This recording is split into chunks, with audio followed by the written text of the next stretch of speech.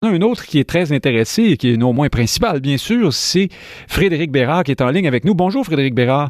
Salut Nick Payne. Merci d'être là ce matin. Dites-moi, on a déjà discuté ensemble de ce dossier-là. J'ai envie qu'on y revienne. Ça va nous permettre un peu de mettre la table pour que nos auditeurs comprennent bien les tenants et aboutissants dans cette affaire-là. Cet été, donc, je crois, en fait, que c'était cet été, les contestataires avaient été entendus une première fois par la Cour supérieure, si je ne m'abuse. Le juge Michel Hiergeau avait rejeté leur requête, c'est-à-dire qu'il avait dit que, essentiellement, il ne voyait pas de motif de suspendre la loi en attendant qu'une décision soit rendue sur le fond, c'est-à-dire que selon lui, il n'y avait pas de préjudice, de tort irréparable qui allait être causé dans l'intervalle à qui que ce soit. Et je me souviens que vous, Frédéric Bérard, vous trouviez à l'époque que les gens de la contestation étaient mal organisés ou fondés sur de mauvais arguments. Vous pensez toujours ça et où est-ce qu'on en est aujourd'hui là-dessus? En fait, premièrement, vous avez une excellente mémoire. Puis, deuxièmement, en fait, ce qui a changé, c'est qu'à l'époque du dossier en Cour supérieure, les opposants s'étaient dépêchés. Tout de suite après l'adoption de 21, là, si ça se trouve, c'était le lendemain, sont débarqués en Cour supérieure un peu en panique et ils s'étaient mal préparés parce que les affidavits, qui sont des témoignages écrits, ne démontraient pas l'urgence de la situation. Par exemple, il y avait des affidavits d'une étudiante qui venait de débuter ses études en enseignement, alors qu'il aurait été beaucoup plus préférable d'avoir un affidavit de quelqu'un qui vient de terminer, puis là, qui est à la recherche d'emploi et qui se voit bloquer un poste ou une embauche du fait de la loi 21. Or, c'est justement ce qu'ils ont été capables de faire en appel, c'est-à-dire trouver des affidavits qui sont beaucoup plus, disons, opportuns à cette étape-ci. Cette fois-ci, donc. OK. Voilà, exact. Et c'est en fait, à mon sens, ils ont finalement fait leur devoir, ce qui aurait dû être fait en première instance, et ce qui leur donne une chance maintenant de gagner en cour d'appel. Et ce qu'il faut dire aussi, c'est que on ne réalise peut-être pas nécessairement, mais de demander la suspension d'une loi jusqu'à temps qu'elle soit entendue au fond pour cause d'inconstitutionnalité, c'est énorme, ça. C'est très difficile. La côte est absolument abrupte. J'enseigne le droit constitutionnel depuis longtemps, puis je me souviens pas d'un cas d'espèce semblable. La côte est abrupte pour qui? Pour ceux qui demandent, là, dans ce cas-ci? Ben, en théorie. Et là, c'est ce qui rend encore. Mais pourquoi c'est abrupt? C'est parce que la loi est présumée constitutionnelle, Nick. Donc, c'est pas l'inverse, évidemment. Mm-hmm. Et je ne connais pas de cas récent où ça a été fait, ça. Donc, on ne suspend pas à la légère comme ça parce qu'on a un doute, on pense que peut-être que la loi pourrait être anticonstitutionnelle. Par exemple, il faut vraiment que ce soit un cas solide, c'est un peu ce que vous êtes en train de me dire. Oui, puis on s'entend, il y a une question d'urgence, il y a des inconvénients. Alors, tout ça pour vous dire que si la juge en chef du Québec, qui est quand même pas la dernière là, en liste, là, la juge en chef du Québec, il va de commentaires comme ceux-là. Alors là, on parle des commentaires de la juge Duval-Essler que lui reproche Frédéric Bastien et d'autres maintenant, là, des commentaires à travers lesquels, par exemple, elle a parlé des allergies visuelles de certains. On comprend que ce sont ceux qui sont en faveur de la loi et contre le port de signes religieux ostentatoires dans certaines fonctions reliées à l'État. Donc, c'est ça qu'on lui reproche, là, puis des prises de position aussi, là, en dehors de la cour, là, si je comprends bien. Ben, en fait, ça, tant qu'à moi, Bastien exagère, là, mais il n'y a pas tort, cela dit, sur le fait que, et c'est le fond du dossier, que Duval a peut-être traversé la ligne, la ligne qui limite son devoir de réserve, quand elle a, en quelque sorte, réduit les partisans de la loi 21 à des gens qui ont des... les allergies visuelles. Les allergies visuelles, c'est un peu baveux, là. Je suis assez baveux moi-même, là, puis j'ai jamais osé employer ces termes-là, puis je suis pas juge en chef du Québec, donc ça vous donne une idée.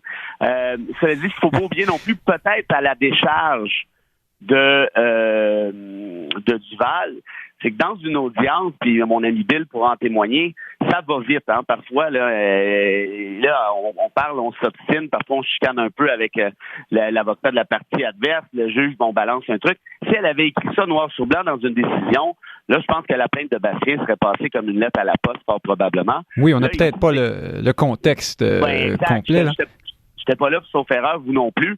Comment ça a été balancé, sur quel ton et tout ça, c'est possible d'en échapper une. On le sait, là, on a des tribunes, on sait à quel point ça peut aller vite. Mais pour un juge, dans le feu de l'action, c'est un peu la même chose. Ben là, c'est là que Bastien vous dirait, pardon, je vous interromps, qu'il ne se fonde pas que sur cet élément-là. Il prétend, lui, que qu'on peut déceler la pensée politique, d'une certaine façon, de Mme Duval-Essler à travers ça, mais un paquet d'autres petits éléments. Donc, je parlais de ses prises de position il y a quelques années à l'effet qu'il n'était pas possible de contester le multiculturalisme canadien ou de ne pas recevoir les requêtes des gens issus des minorités, par exemple, ou encore qu'elle se disait féministe dans un autre contexte, ou encore, d'après lui, parce qu'elle prend part prochainement à une conférence, un banquet, je ne sais trop, d'un organisme qui, lui, est très nettement contre la loi 21. Est-ce que ces éléments-là, pour vous, sont valables aussi, ou est-ce que,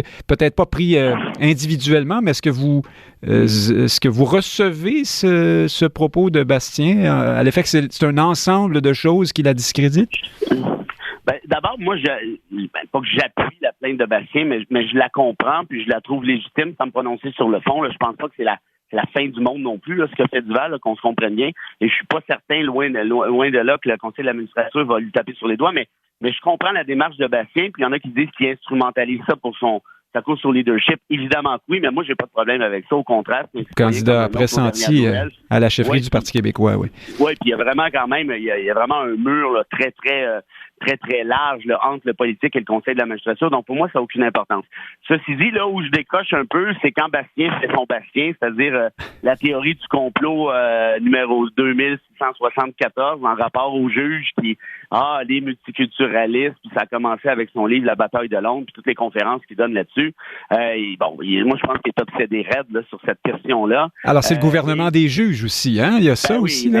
Mais c'est ça. Moi, si je peux l'accuser de quelque chose, entre guillemets, je le fais gentiment parce que c'est un gentil garçon, là, j'ai rencontré à quelques reprises, c'est d'instrumentaliser ses propres hypothèses, ses propres thèses avec cette histoire-là.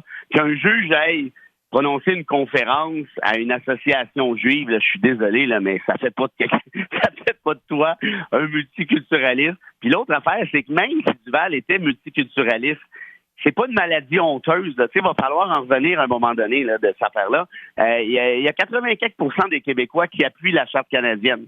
Ça, c'est la réalité. Ça, c'est des études scientifiques qui le démontrent. Puis la Charte canadienne inclut à son article 28 une clause d'interprétation. C'est pas un droit, faut pas venir fou, mais c'est quand même là, sur le multiculturalisme. Bon, alors ça, c'est l'autre élément sur lequel se fonde Frédéric Bastien, en disant que la juge a elle-même évoqué l'article 28 dans le cadre d'une audience préparatoire au mois d'août, là, sans que la partie plaignante ou demanderesse le fasse, donc comme si elle avait un peu agi comme conseillère juridique plutôt que comme... Qu'est-ce que vous pensez de ça?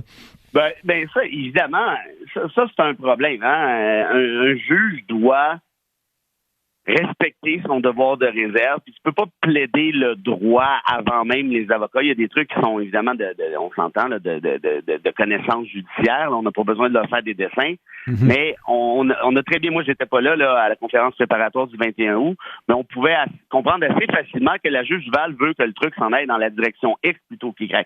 Ça, je comprends qu'on puisse lui reprocher, mais en même temps, là, d'aller fouiller toutes les histoires de j'ai donné une conférence ici, puis devant une association juive, puis là, c'était payant. Là, on laisse quasiment sous-entendre que c'est elle qui a été payée. Après ça, que la juge soit allée manger un shish-taouk dans le Myland, là, on peut en revenir aussi. Là, ça va, là, c'est bon. Maintenant, sur ce propos-là, le Conseil de la magistrature va s'interroger, mais sur le reste, là, c'est des élucubrations classiques de Bastien, comme on retrouve dans Bataille de Londres, là, toutes sortes d'espèces d'assertions un peu alambiquées, tant qu'à moi. Mais je ne nie pas que visiblement la juge a l'air d'avoir un parti pris, d'avoir sa décision est probablement déjà toute écrite dans sa tête. Et de ce fait-là, la plainte de Bastien peut être considérée légitime, du moins à première vue, puis je pense qu'il a bien fait de le faire aussi. C'est un peu ce que dit Benoît Pelletier, notamment, de l'Université d'Ottawa, l'ancien ministre des Affaires intergouvernementales, dit du Parti libéral du Québec à l'époque. Oui, il dit, il est un peu d'accord avec vous, il voit certains éléments pertinents, d'autres moins. Dites-moi, Frédéric Bastien, qu'est-ce que ça, en terminant... Frédéric Bérard. Oui, j'ai dit Bastien Bérard, Frédéric Bérard. Merci, William. Moi, ça me dérange pas, mais lui va peut-être... Il y a juste des Frédéric ici, moi, à la longue. Bref, Frédéric Bérard, qu'est-ce qui nous arrive avec ça? Est-ce que c'est long à traiter une plainte comme ça? Mais ça, le vrai problème, là, il est là. On n'en a pas parlé, puis je suis content que vous me posiez la question, Nick. Parce que le conseil de la magistrature, là, c'est pas le dépanneur couche-tard. Là. Tu débarques pas là, puis tu repars avec ton paquet de gomme 2 minutes après. C'est plus compliqué que ça.